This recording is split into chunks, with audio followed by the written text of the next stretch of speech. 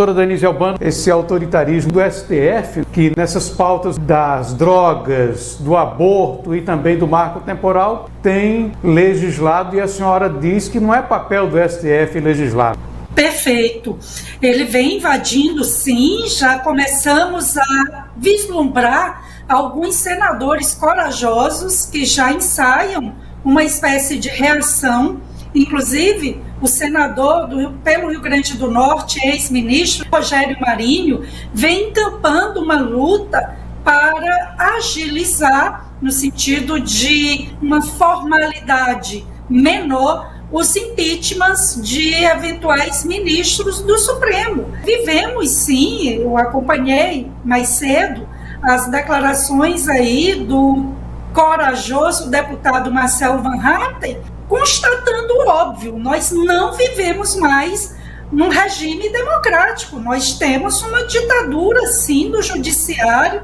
que vai se amplificando, e assim é importante que algumas reações firmes dentro dos marcos da lei, do respeito ao devido processo legislativo ocorram. E aí eu chamo a atenção para essa proposta, um projeto de lei para atualizar e buscar dar uma maior celeridade ao processo de impeachment de autoridades, inclusive não deixando a cargo do presidente da casa a decisão de pautar ou não, e sim pela decisão da maioria das casas. Por exemplo, quem decide se pauta ou não é o Rodrigo Pacheco, intimamente ligado aí a interesses, inclusive cogita-se que ele até pleiteava uma vaga no Supremo e que vem se omitindo diante desses abusos do Supremo. Outra reação é a tramitação desse projeto de lei do marco temporal,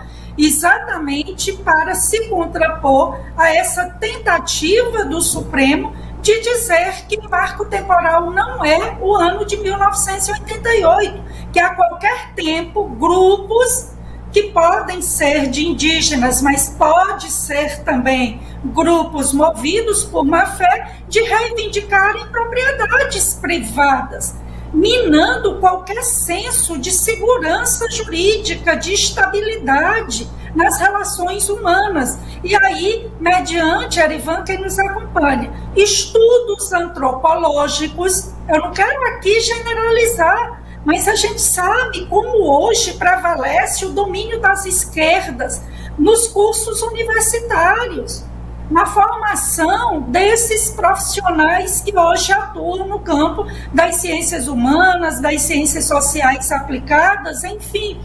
Então, quem garante que esses laudos antropológicos, de fato,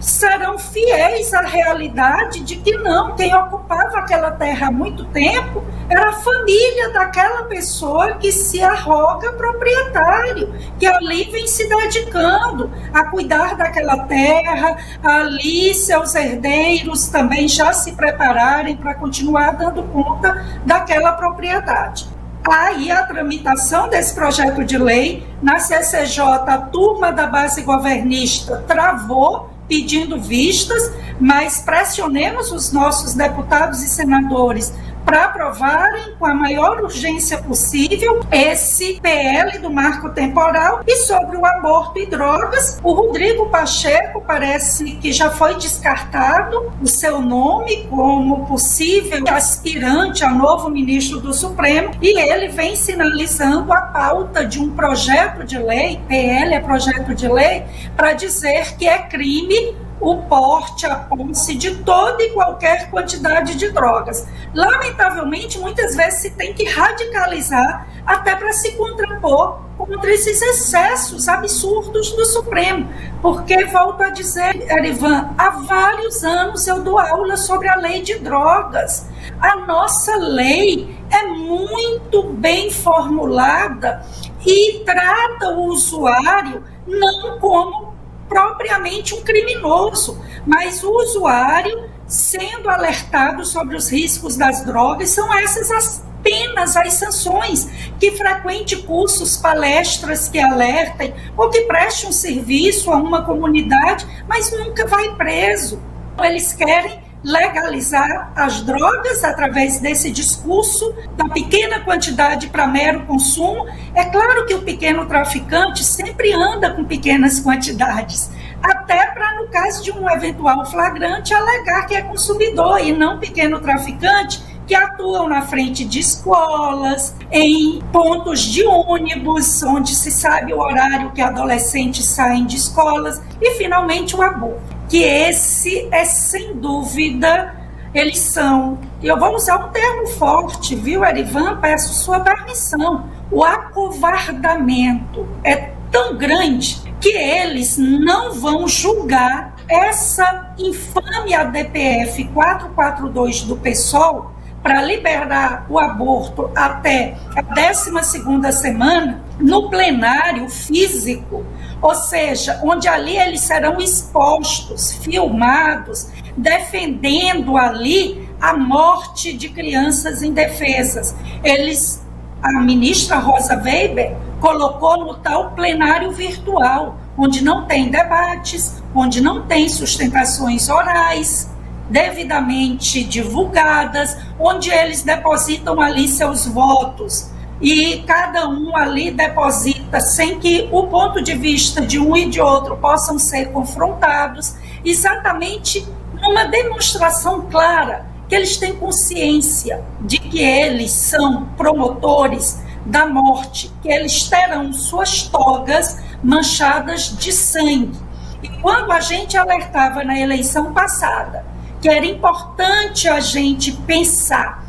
em quem iríamos depositar o voto, se seria em parlamentares e em governantes que eram pró-vida ou que eram pró-morte, que eram pró-segurança pública ou se eram pró-crime organizado, se eram a favor dos interesses nacionais ou se eram a favor de uma pauta globalista que quer o Brasil submetido aos interesses de grandes potências. E o que temos hoje é essa realidade abominável, mas se o cenário é triste, preocupante, a gente não pode vergar, baixar a cabeça e temos que reagir. Escrevam e-mails para seus parlamentares, cobrem, façam vigílias, promovam, por favor, audiência de picos, promovam uma audiência pública, como ocorreu ontem aqui na Câmara de Vereadores de Aracaju, em que, por iniciativa do vereador Pastor Diego, um querido ex-aluno meu, corajoso, estava lá cheio o plenário da Câmara de Vereadores, bem como também havia audiência na área fora do plenário, exatamente pessoas cristãs, católicas, evangélicas, espíritas, pessoas de bem, sem que necessariamente tenham uma religião, pessoas preocupadas com o morticínio de inocentes que não pediram para vir ao mundo, e é necessário essa mobilização, uma moção de repúdio a essa DPF e de apoio à vida, à defesa da vida. Então eu exorto católicos, mas também todos os cristãos, pessoas éticas, a lutarem por aquelas vozes que não podem se manifestar, porque é o assassinato mais covarde.